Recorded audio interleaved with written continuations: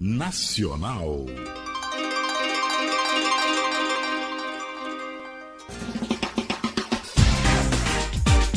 Tarde Nacional, com Luciana Vale.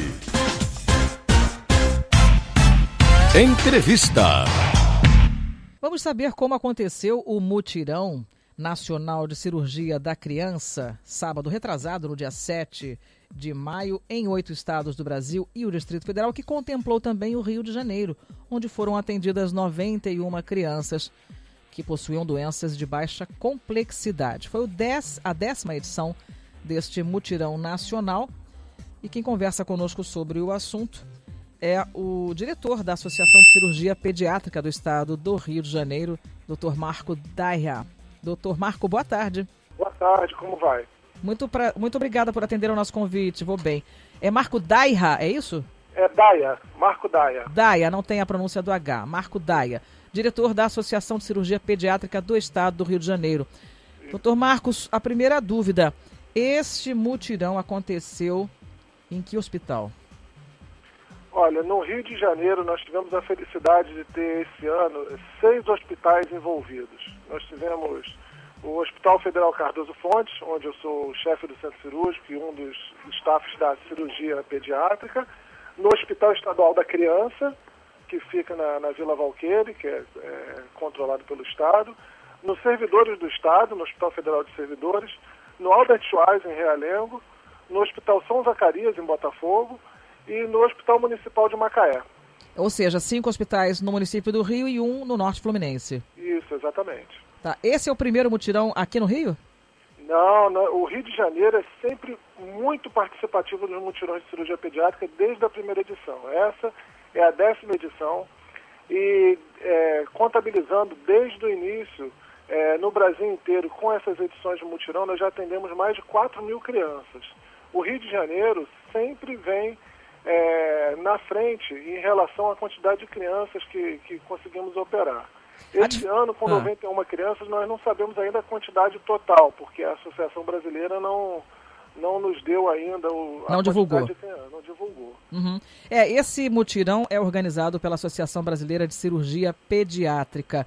A pergunta que a gente faz, doutor Marco, é: qual é a dificuldade, qual é a complexidade da realização de cirurgias em crianças? Porque, obviamente, a iniciativa é muito importante, é louvável, mas certamente ela não atende à demanda. Exatamente. Nós vivemos hoje uma crise, não só no Brasil, mas aqui no Rio de Janeiro, né, em relação à quantidade de crianças que precisam ser operadas. Nós temos filas diferenciadas em cada hospital. Nós temos até crianças que ficam em mais de uma fila esperando para ver onde vão ser chamadas primeiro para poder ser atendidas. Então tem hospitais que tem 350 crianças na fila, tem hospitais que tem 200 crianças na fila. O mutirão chama atenção exatamente para isso. A maior parte dessas cirurgias são cirurgias de baixa complexidade, onde o paciente pode internar de manhã, faz a cirurgia e vai embora no final da tarde. Ele não precisaria ficar de um dia para o outro no hospital.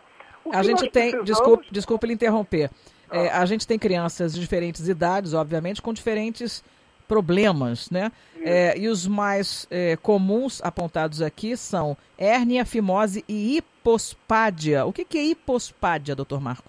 Hipospádia é uma malformação da uretra, onde a uretra não é completada na sua totalidade e nós temos que realizar a reconstrução dessa falta de uretra que a criança tem até a ponta do pênis. Então a uretra se forma até o início da glande, ou o meio da glande, ou a parte mais proximal do pênis. A hipospádia é um problema comum? É um problema congênito e tem uma incidência com bastante significância na nossa sociedade. Certo. Então o senhor está explicando que são procedimentos simples e rápidos. A gente não tem cirurgiões pediátricos em número suficiente, doutor Marco? Eu acho que o que falta é um conjunto, né? Falta a estrutura hospitalar para que você atenda mais crianças, faltam leitos para que a gente possa internar essas crianças e, obviamente, falta a coordenação de um RH desses cirurgiões. Nós temos vários serviços que funcionam em cirurgia pediátrica, mas mesmo com esses serviços a pleno vapor, na quantidade de cirurgiões, nós não conseguimos realizar, às vezes, essa cirurgia dentro do hospital. Às vezes falta material, falta insumo, falta fio cirúrgico, falta enfermagem para poder atender as salas, né? Existem outros recursos que nós necessitamos para poder fazer essas cirurgias. Sempre foi assim ou a gente vive um momento agudo? Eu acho que se agravou, nos últimos anos as coisas se agravaram mais. Nos últimos 5, 6 anos, eu acredito que nós não tínhamos uma fila tão grande. Crianças em fila cirúrgica nós sempre tivemos, né? A gente costuma falar que criança, por exemplo, com fimose, você pode operar 2, 3, no dia seguinte no ambulatório vão aparecer mais 6. Uhum. Então, sempre vai existir, mas ultimamente a gente tem tido muita dificuldade de fazer esses procedimentos, né? A gente, assim, coletivamente. Nós aqui leigos, né, a gente desconhece a administração hospitalar, né? Eu nem sei como é que se dá esse tipo de decisão, mas, por exemplo, numa fila para um centro cirúrgico, quem é que vai na frente? É o idoso? É a criança? Dependendo da complexidade do problema, existe esse tipo de decisão, doutor Marco? Olha, eu posso falar até pela competência que eu tenho de ser gestor de um centro cirúrgico de um hospital federal, né? Hoje, o Ministério da Saúde, por exemplo, ele tem a fila controlada pelo Ministério Público. Então, abre-se a fila cirúrgica, os pacientes estão sendo alimentados para ser colocados na fila cirúrgica e o próprio Ministério Público regula a saída desses pacientes da fila. Então, eu só posso autorizar que um paciente seja colocado na fila cirúrgica se ele estiver na ordem dele de entrada na fila. Inclusive, o paciente recebe essa orientação que o registro que ele tem no hospital, ele pode procurar o site do Ministério e ele sabe exatamente a posição em que ele está na fila. Então, a possibilidade de alguém passar na frente hoje, pelo menos nos hospitais do Ministério da Saúde, que é o que eu tenho... Os federais. Os federais, eles não conseguem passar na frente. Então, se a criança está em 10º lugar na fila, vão chamar os outros que estão na frente dele e depois ele vai ser chamado. Só vão passar uma criança na frente se realmente ela tiver um caso de câncer, um sangramento, ou uma dor que seja intratável e que realmente precise passar na frente para operar. E em relação ao que você falou de passar na frente de um idoso ou uma pessoa, não, isso tem a ver com cada serviço. Uhum.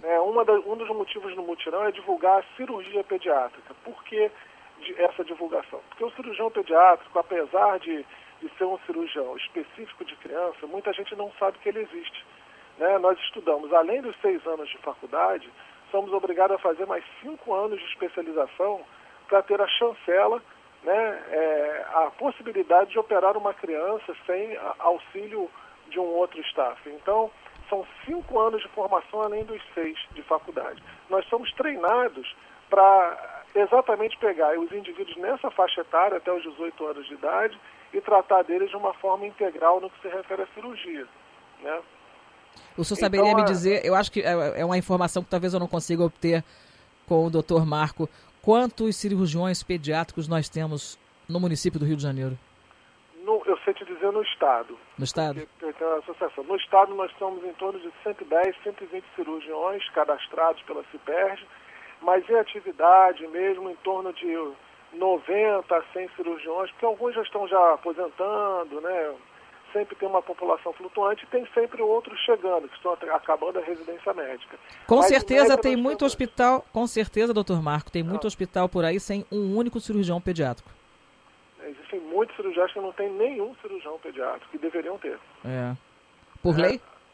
Haja visto, por exemplo, as maternidades públicas, né? As maternidades públicas, elas hoje, nós estamos com uma denúncia feita através do CREMERG para o Ministério Público, que nós cobramos que as maternidades públicas possuam um cirurgião pediátrico para dar assistência às UTIs. Isso é previsto em lei, isso é previsto pela Anvisa, que uma maternidade, para ter um CTI pediátrico, ela precisa ter a figura do cirurgião contratado à disposição, e eles não contratam, não fazem essa cobertura.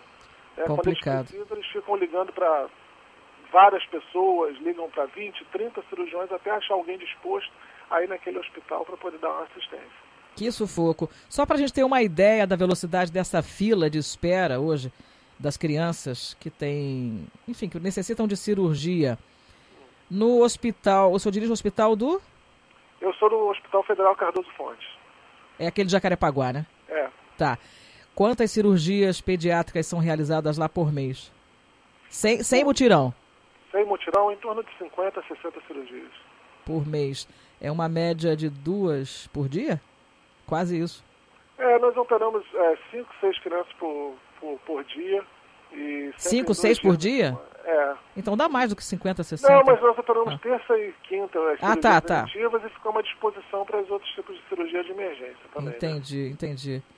Então há um centro cirúrgico só para isso, pelo que eu estou entendendo? Não, nós temos um centro cirúrgico com 6 salas cirúrgicas, uma está parada agora, e nos dias de cirurgia pediátrica nós utilizamos 1 ou 2 salas para poder fazer essas cirurgias. Me parece que é uma cobertura até razoável. Para a quantidade de cirurgiões que nós temos lá, né, nós mantínhamos isso com 4 cirurgiões na equipe e esse mês chegaram mais 2 cirurgiões. Com a chegada desses 2 cirurgiões, a gente espera poder aumentar esse atendimento à nossa população naquela região. Mas a gente não recebe paciente só de lá, claro. Né? A gente recebe paciente do estado inteiro.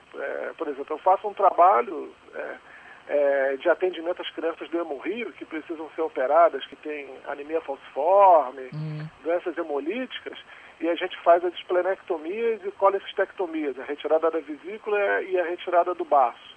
Nos últimos 3 anos, nós fizemos em torno de 86 esplenectomias e 110 colecistectomias, a retirada da vesícula. Isso foi uma contagem que eu terminei agora em dezembro para poder fazer um trabalho. E são crianças do estado inteiro que vão lá para a gente operar. O Hospital Cardoso Fontes é referência no atendimento à criança, às cirurgias pediátricas?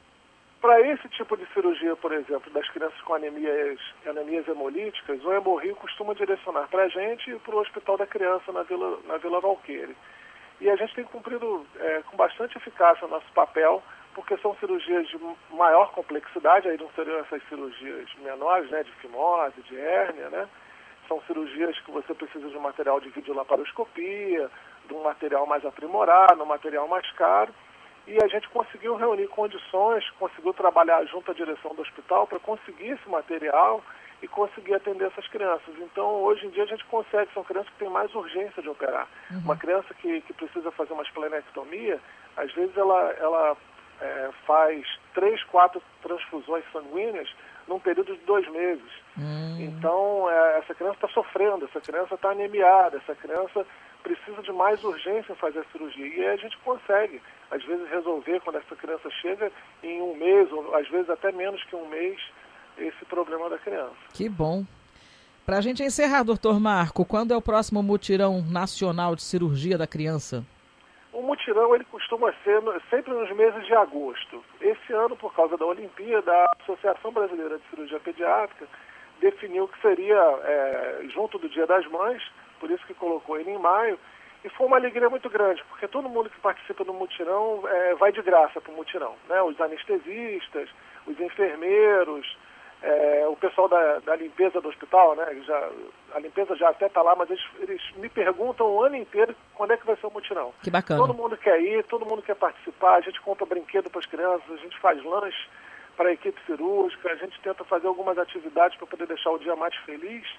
E com certeza, assim que acabou o mutirão, todo mundo me fez essa pergunta: quando é o próximo? Quando é o próximo? Né? Eu fico muito feliz de fazer isso. Que bom, uma mobilização que acaba sensibilizando as pessoas. Exatamente. Muito bom. Então deve ser somente em agosto de 2017. A princípio sim. Tá ótimo. Eu conversei com Marco Daia, diretor da Associação de Cirurgia Pediátrica do Estado do Rio de Janeiro. Parabéns pelo trabalho, doutor Marco. Muito obrigado. Um grande abraço, até a próxima. Até a próxima. Tarde Nacional, com Luciana Vale.